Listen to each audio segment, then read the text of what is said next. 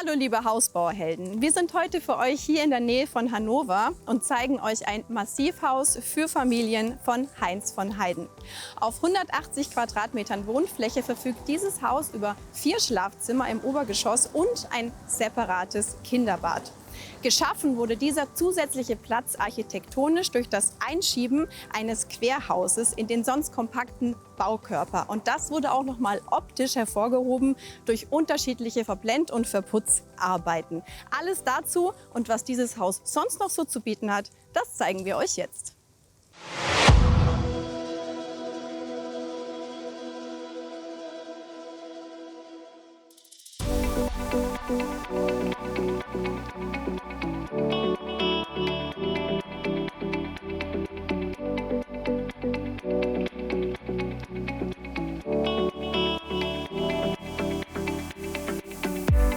Starten wir mit ein paar Fakten zum Haus. Das Haus hat wie gesagt 180 Quadratmeter Wohnfläche und die verteilen sich auf 2 Stockwerke. Der Baukörper ist eigentlich sehr kompakt mit 12,5 mal 10 Meter, aber wie ihr schon sehen könnt, ist er aufgebrochen worden und dieses Querhaus wurde eingeschoben. Und das setzt sich hier auch optisch ab. Der Hauptbaukörper mit Verblenderfassade in Klinkeroptik setzt sich ab vom eingeschobenen Querhaus und der ist hier in dieser Aufführung weiß verputzt. Der Hauptbaukörper hat ein Satteldach mit 45 Grad Neigung und das Querhaus wiederum ist ein Zwerchgiebel mit Flachdach. Das Ganze wurde aber nicht nur aus Designgründen so entworfen, sondern erfüllt auch einen praktischen Zweck. Denn das Querhaus schafft ein gewisses Extra an Wohnfläche und ermöglicht im Obergeschoss das 3. Kinderzimmer sowie das separate Kinderbad. Aber das schauen wir uns dann innen noch mal genauer an. Dieses Einfamilienhaus ist ja ein Massivhaus, das heißt, es wird vor Ort Stein auf Stein gemauert. Die Wand hat gut 50 cm Dicke und besteht aus 2 Haushüllen und dazwischen ist eine Dämmung.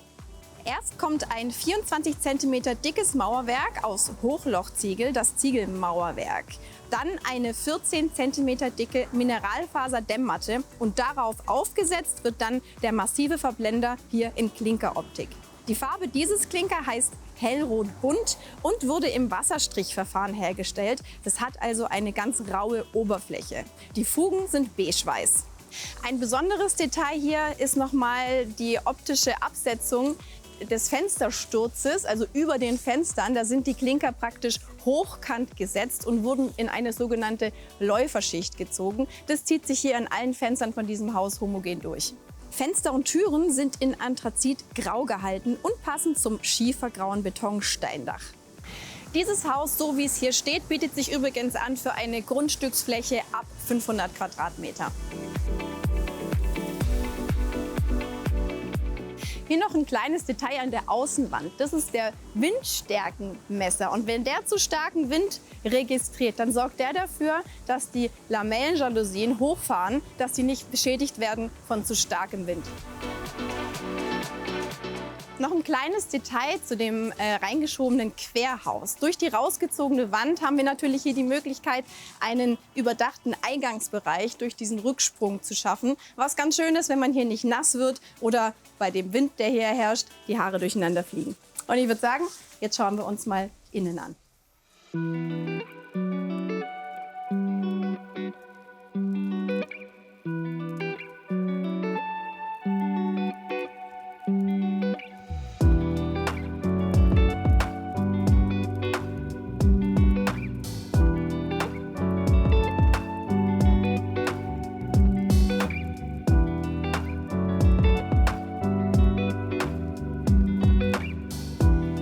Los geht's in der Diele. Der Eingangsbereich ist sehr großzügig mit 14,5 Quadratmetern. Und wie ihr hier seht, wir haben hier eine zentrale Treppe, die in der Mitte hier hochgeht. Das wirkt sehr repräsentativ, nimmt natürlich im Gegensatz aber auch ein bisschen Platz weg. Da muss man ein bisschen schauen, was einem wichtiger ist. Hier fehlt jetzt dadurch ein bisschen Platz für die Garderobe. Die gibt es aber trotzdem. Wenn wir hier ein bisschen weiter gehen, haben wir gute 2,5 Quadratmeter nochmal Platz, um uns hier einen Garderobenschrank reinzubauen. Hier bietet es sich sicher an, vielleicht über einen Einbauschrank eine Lösung einmaßen zu lassen, sodass man die volle Höhe nach oben auch nutzen kann. Es ist nicht so schlimm, wenn man hier mit den schmutzigen Schuhen eventuell reinläuft, denn es ist so, dass dieser wunderschöne Boden zwar wirklich aussieht wie Holz. Es ist aber tatsächlich ein Fliesenboden in Holzoptik, in einem beigen Holzton. Das ist Keramik, das lässt sich super putzen. Das heißt, hier ist es auch nicht ganz so schlimm, mit den Schuhen einmal zur Garderobe zu laufen. Da lässt sich schnell hinterherwischen. Von hier können wir uns jetzt den großzügigen Wohn-Koch-Essbereich anschauen, der mit knapp 70 Quadratmeter sehr großzügig bemessen ist. Übrigens hier, aufpassen, nicht den Kopf stoßen. Schauen wir erstmal in die Küche. Wir haben hier die Info vom Hersteller, dass die, obwohl sie doch hier sehr umfangreich und groß ist, wir haben hier sogar einen Kochblock in der Mitte. Es wird aber darauf geachtet, dass diese Küche günstig zu haben ist, nicht im hochpreisigen Segment, also unter 10.000 € könnt ihr diese Küche, so wie sie hier ist, hier für euch planen. Wo wir schon beim Planen sind, ihr seid hier auch sehr flexibel an vielen Details. Wir können ja mal über dieses Fenster hier zum Beispiel sprechen. Also ihr habt hier viele Möglichkeiten, das umzusetzen. Es ist einfach individuell, da gibt es kein richtig oder kein falsch, sondern wie es euch persönlich eben am meisten gefällt. Man hat hier die Möglichkeit, es direkt abschließend mit der Arbeitsplatte zu planen. Man könnte es aber auch viel höher setzen, sodass praktisch der Spritzschutz erstmal hier lang geht und man hier keinen Schmutz an der Wand hat. Oder man macht es eben so wie hier.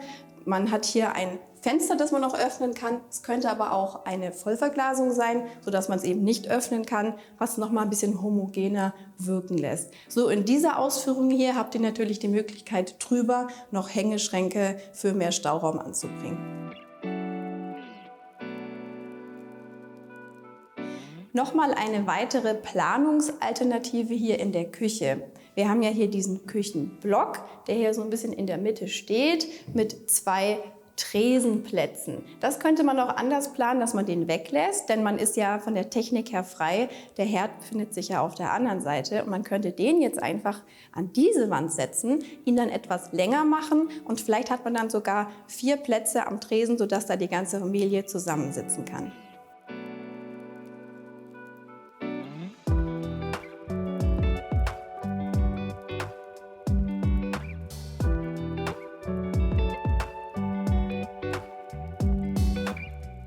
Von der Küche geht es weiter in den offenen Essbereich. Den könntet ihr auch noch mal erweitern nach draußen. Wir haben hier die großen Terrassentüren und die sind fast schwellenfrei. Das heißt, ihr kommt hier ohne Stolperfalle nach draußen, wenn ihr zum Beispiel mal grillen möchtet. Und je nach Grundstück geht es eben hier raus auf die Terrasse. Hier direkt vor den übrigens im ganzen Haus bodentiefen Fenstern finden wir auch noch einen Auslass für die Lüftungsanlage.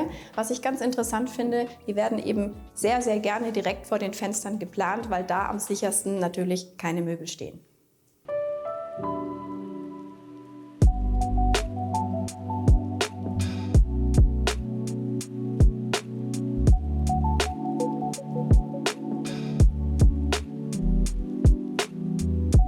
Als nächstes kommen wir in den Wohnbereich und der hat hier vor allem eine Besonderheit. Der ist abgetrennt, unterteilt in 2 Bereiche durch diese Trennwand hier. Wir schauen mal auf die andere Seite, das hat nämlich ein paar konkrete Hintergründe. Der Hersteller wollte dem Wunsch nach einer Homeoffice-Möglichkeit gerecht werden und hat hier dieses Separé geschaffen, sodass man praktisch die Möglichkeit hat, hier ein bisschen zu arbeiten und trotzdem nicht komplett abgeschieden zu sein vom Rest der Familie. Es gibt hier aber auch andere Möglichkeiten, wie ihr das planen könnt. Zum Beispiel könntet ihr diese Wand komplett zumachen, so habt ihr ein komplett abgetrenntes Zimmer nochmal. Oder ihr wählt eine Lösung, wo ihr praktisch diesen Bereich außen zumacht und über eine Schiebetür hier arbeitet. So ist man abgetrennt, aber trotzdem nicht ganz ab vom Schuss vom Rest der Familie. An dieser Stelle noch ein kleiner Tipp, wenn ihr das Thema Barrierefreiheit mit bedenken wollt. In dem Fall, dass ihr hier ein separates Zimmer schafft, dann denkt mal daran, dass ihr diese Tür eventuell etwas breiter macht, sodass auch ein Rollstuhl durchpassen würde.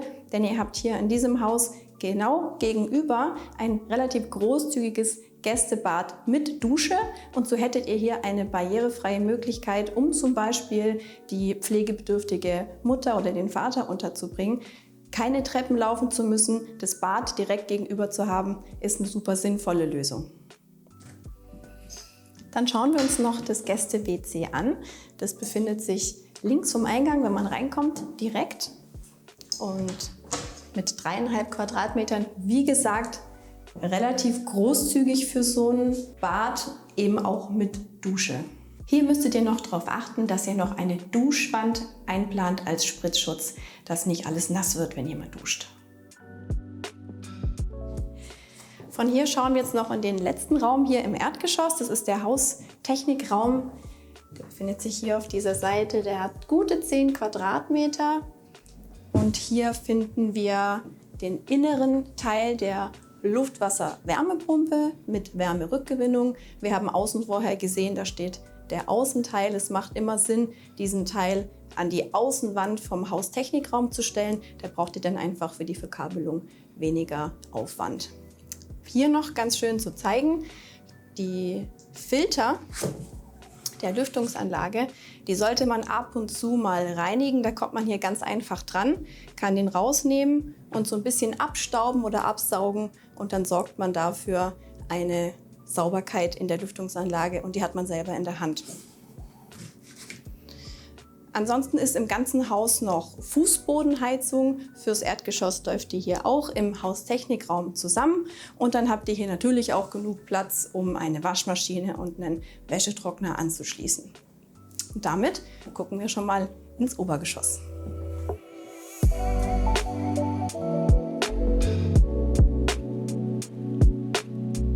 Die gerade Treppe ist eine Zweiholm-Stahltreppe mit Stahlharfe und die Trittstufen und der Handlauf sind aus Holz. Das ist Buche und die ist mit einem dunklen Öl eingeölt, so wirkt das Holz etwas dunkler.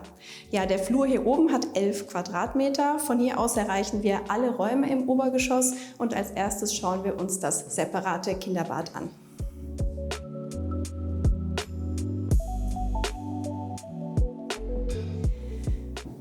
Das Kinderbad hat knapp 8, also 7,8 Quadratmeter. Und hier an der Stelle, wo ich hier stehe, hier wäre das Haus eigentlich vorbei, wenn wir nicht das eingeschobene Querhaus hätten, das wir anfangs von außen uns angeschaut haben. Dadurch haben wir hier diesen extra Platz. Wir haben hier eben auch ein Flachdach, das heißt, wir haben hier auch die volle Raumhöhe, die wir nutzen können. Übrigens eine lichte Raumhöhe im ganzen Haus von 2,58 Meter.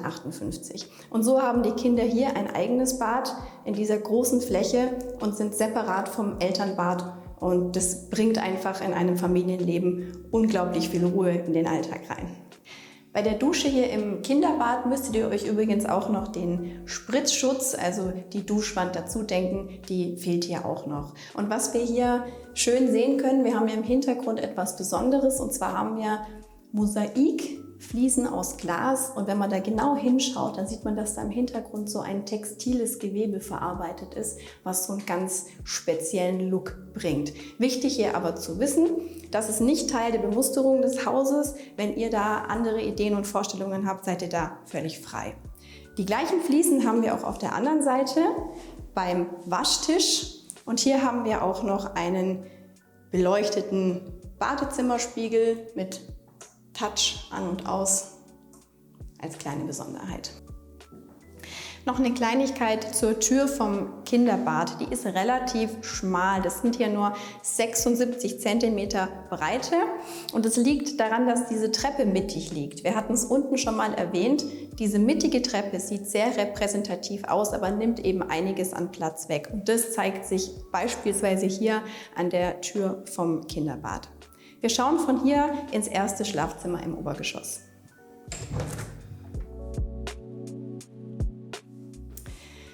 Drei der Schlafzimmer in dem Obergeschoss in diesem Musterhaus sind ähnlich von der Aufteilung und alle so 13,5 Quadratmeter groß. Bitte denkt daran, in diesem Musterhaus hier sind die Räume noch als Büroräume eingerichtet. Also stellt euch Schlafzimmer oder Kinderzimmer vor. Der lichte Kniestock in allen diesen Räumen beträgt 70 cm und da wir überall bodentiefe Fenster haben, brauchen wir eine Absturzsicherung. Die ist hier gelöst über einen französischen Beton aus grauem Stahl.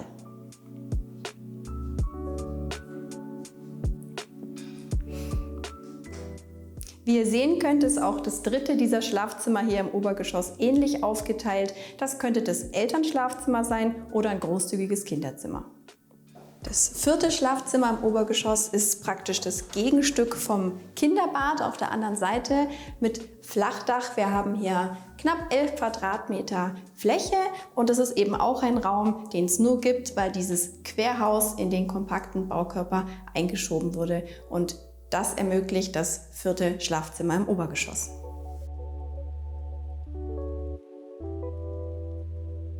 Hier auf dieser Seite läuft der Verteilerkasten für die Fußbodenheizung im Obergeschoss zusammen. Und wo wir schon über den Fußboden sprechen, hier ist ein Vinyl-Designboden verlegt in einem dunklen Holzton. Und als letztes schauen wir uns noch das Elternbad an.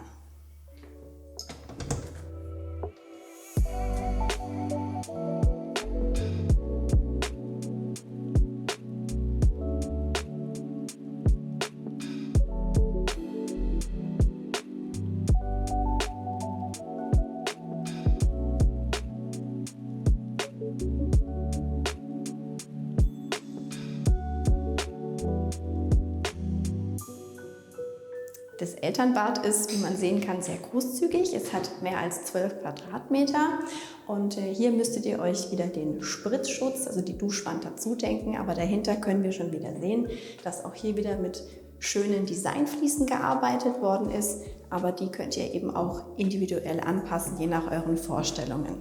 Wenn wir weiter zum Waschtisch schauen, finden wir die gleichen Fliesen auch hier wieder im Hintergrund. Und ansonsten haben wir einen Doppelwaschtisch, sodass beide Eltern hier viel Platz haben. Einen großen Spiegel. Und wenn wir hier weiter schauen, haben wir eine etwas besonderere Badewanne. Die ist so schräg, dass man auch hier gut sitzen kann, vielleicht sogar nebeneinander zu zweit, wer weiß. Es wäre aber hier auch genug Platz, wie ihr sehen könnt, um eine größere Badewanne oder einen Whirlpool einzubauen. Da habt ihr hier alle Möglichkeiten, je nach individuellen Wünschen.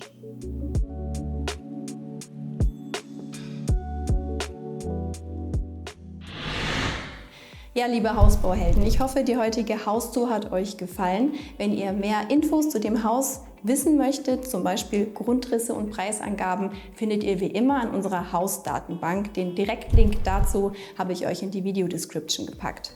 Und wenn ihr dieses Haus mal live erleben wollt, dann könnt ihr es hier in Isernhagen bei Hannover besichtigen. Und wie immer gilt, wenn euch das Video gefallen hat, dann lasst uns ein Like da und abonniert den Kanal. Aktiviert am besten die Glocke, um kein Video mehr zu verpassen.